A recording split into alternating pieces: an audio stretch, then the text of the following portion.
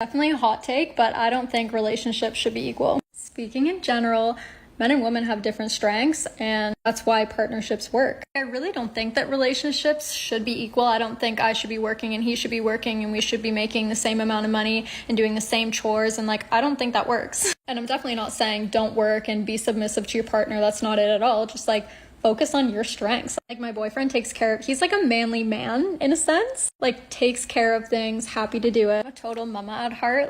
I love making sure that people that I love are taken care of and things go smoothly for them. And that's not saying that things aren't going on in my life. I still do my own shit and also take care of people. I also think it's really important to let a man be a man. If he wants to pay for something or he wants to do something, let him, okay? Just let him. It fuels his ego. And it's really not to say that you can't do it. It's just let a man be a man.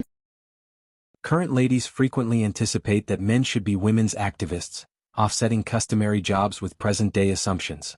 They want men who can cover the bills, deal with them, and stifle their inner selves to satisfy them. Generally, men have been the providers, satisfying this job effectively. Nonetheless, the present ladies believe that men should succeed in each angle, disregarding the requirement for shared regard and time together. Numerous cutting-edge ladies have their own responsibilities and needs, which now and again prompts disregarding home liabilities. This change in elements can make strain, as men feel the strain to measure up to these new assumptions while additionally keeping up with their customary jobs. I personally think that men are basically all the same. Men just want a nice, sweet, supportive woman. You don't even have to be that beautiful. Don't be fat, go to the gym, eat healthy, put a little bit of makeup on, not too much. But ultimately, men just want a supportive, kind, sweet woman. He's gonna go out there, take on the world, do all these difficult things, and he just wants to go home and know that there's peace, there's food on the table, the house is clean. It's really not that difficult. All men want the same thing. Current ladies find themselves lamenting separating from their spouses. At first, the commitment of freedom and individual satisfaction can appear to be engaging. In any case, the truth of life after separation can bring unforeseen difficulties and dejection. Numerous ladies understood that the dependability and friendship of marriage had esteem they underrated. They missed the help, both profound and monetary, that their spouses gave. The hardships of dealing with a family, bringing up kids, and keeping a profession alone can overpower. Furthermore, the dating scene can be overwhelming, and finding another accomplice who matches their assumptions can challenge. After some time, the apparent advantages of a solitary life might blur, traded by a yearning for the organization they once had. This lament highlights the significance of cautiously considering the choice to separate and perceiving the worth of common help and friendship in a marriage. One of the women in the audience shouted, "Why are you single?" I laughed and I went, "Ah, that's funny, okay." So anyway, and then another person shouted, No, why are you single?" And then the audience just started erupting, just shouting this question at me. No one would let me move on. Did it feel aggressive, or did it feel loving or playful, or a little blend of both? Oh, it felt like they demanded an answer. How can you be the person that talks about this and you're still single? It just, people were like, I need to know. Yeah. We have you here. Yes. You can't avoid it now. So many people's experiences. More and more of their friends are getting paired off. They feel like they're left on the shelf. They're starting to question whether it's ever going to happen for them. And that's a scary place to be. Worse, and then complaining that they're not getting enough of the man's money. And you're looking at her like, you dingbat. First of all, nobody wants you out here on the dating market. I hate to break it to you. What? You FOMO'd at 50 and you got kids. Don't nobody want you. And then on the other side, it's you would have had more money if you stayed with him. Okay? If you file for divorce and you don't get a payout, the only people that are going to be advocating for you and being like, no, you need to take him, sis. Get him for everything. Those are some toxic women. Probably narcissistic women. As far as some might be concerned, this acknowledgement comes past the point of no return, featuring the requirement for open correspondence and work to determine issues prior to selecting partition. The energy of autonomy frequently blurs, supplanted by depression and the challenges of re-emerging the dating scene. Assumptions for a seriously satisfying life may not be met, prompting dissatisfaction and lament as they understand the worth and soundness that their marriage once gave. What is a time where you felt that you failed that you learned a valuable lesson from? That's so such a hard question. Getting divorced was a big lesson. Okay. Yeah. How come? What happened? For a long time, you know, like in your 20s and 30s, like getting married was a big goal, and I got married. And then I realized that that's not everything. And what I learned through being married was that knowing who you are, knowing your values, and knowing your non-negotiables is so much more important than anything else. It could be more important than the person that you love. And that was a huge lesson for me. So do you think you didn't know yourself before getting married? I think I didn't really know how important my values were to me before I got married. What is true love like, in your opinion? When I find out, I'll let you know. Why did it not work, if you don't mind me asking? Because I wanted to work so much that I was willing to overlook aspects of him and myself that didn't align with my true values. And that's why it didn't work.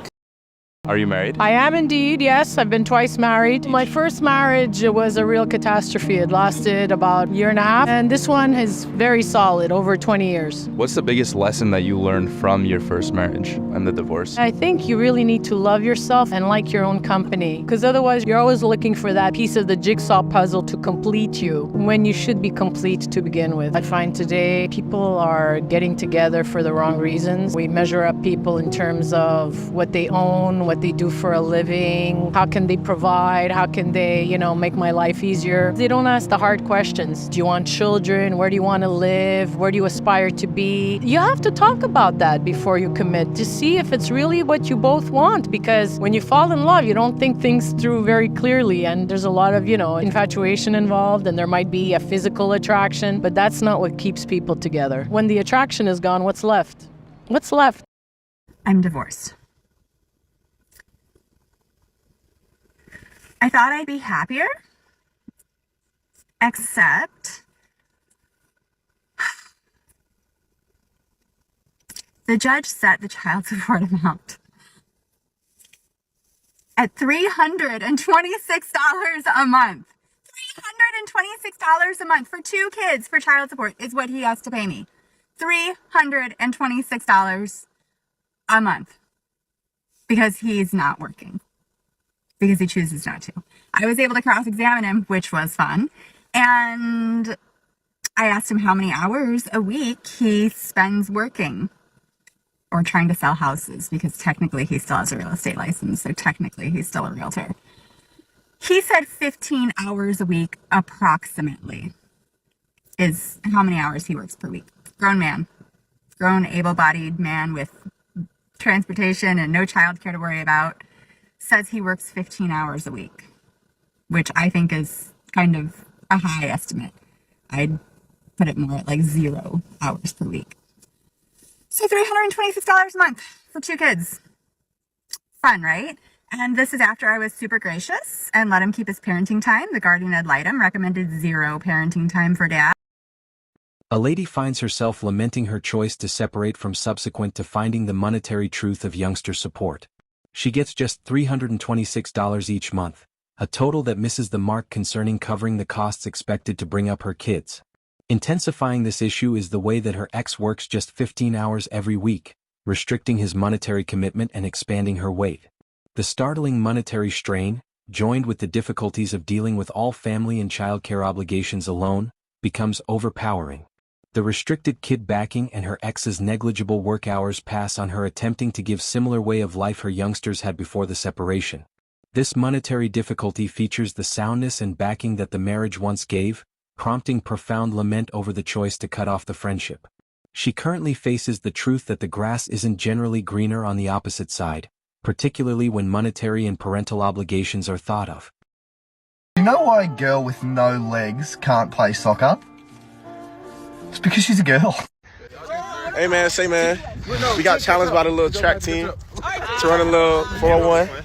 Football players versus track team. Got my boy Thenge running second leg, I'm running first leg, CB running third leg, Odom running fourth leg. Who we here with? The Jamaicans. I'm Shelly and Fraser Price. Okay, what leg are you? Y'all see me in the race. So do y'all think y'all gonna win? That's what I wanna know. Yeah.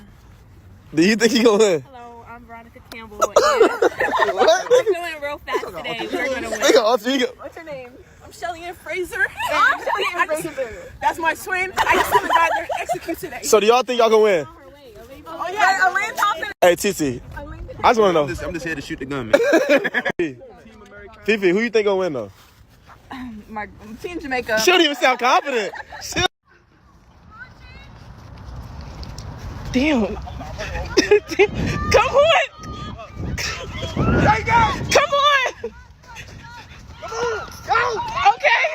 Okay. Come on. Come on. I am not running that far.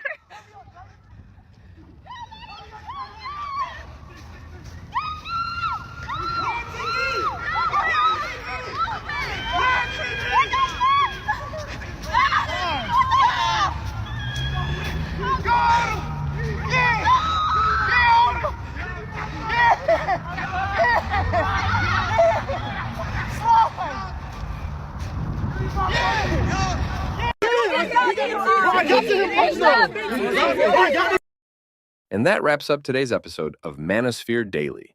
If you enjoyed the content, give it a like. Be sure to subscribe and hit the notification bell so you're notified as soon as a new video is out. Share your thoughts in the comments below. See you all tomorrow.